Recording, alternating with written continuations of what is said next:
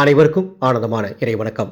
ஆன்மீக சிவசொந்தங்களே, வெண்பூசணிக்காய் உங்கள் குடும்பத்தில் உள்ள எல்லா கஷ்டங்களையும் ஒரே நாளில் தீர்க்கப் போகின்றது. ஆடியோவை முழுமையாக கேளுங்கள். மிகப்பெரிய மாற்றத்தை பார்க்க போகின்றீர்கள். கால பைரவரின் பரிபூர்ணமான அருளால் உங்கள் துன்பங்கள் கஷ்டங்கள் அத்துணையும் விலகப் போகுது. ஆடியோவுக்கு போகிறதுக்கு முன்னால் ஒரு அறிவிப்பு. இந்த மாதம் 20ஆம் தேதி அக்ஷய திருதியை. இந்த வருடம் அக்ஷய திருதிக்கு எந்தவித பூஜையும் இல்லாமல் விரதமும் இல்லாமல் கமலாத்மிகா தாந்திரிக உபாஷினி வகுப்பு நான் சொல்லித்தர போகிறேன் வாட்ஸ்அப் மூலமாக. அன்னை கமலாத்மிகாவின் அருளை பெற, அன்னையோட அருளை நீங்கள் பெற்றுட்டீங்கன்னா கோடீஸ்வர வாழ்க்கை வாழ்வது உறுதி. அஷ்டலட்சுமி தேவிகளின் அருளும் கிடைப்பது உறுதி.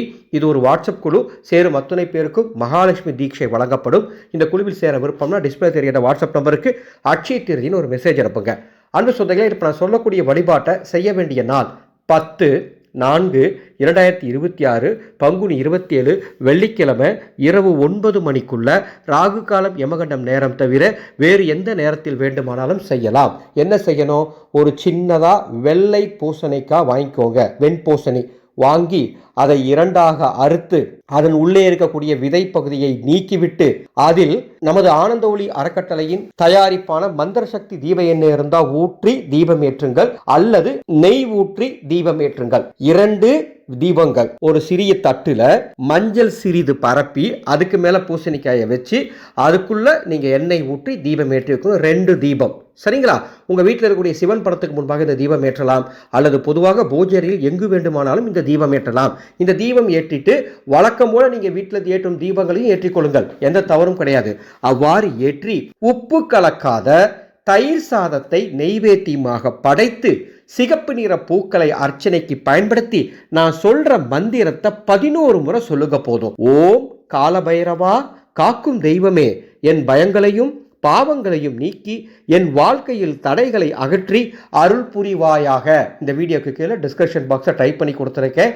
இந்த மந்திரத்தை தமிழ் மந்திரம் 11 முறை வாய்விட்டு சொல்லுங்க. வாய்விட்டு சொல்லிட்டு தூபதீபம் காட்டுங்க.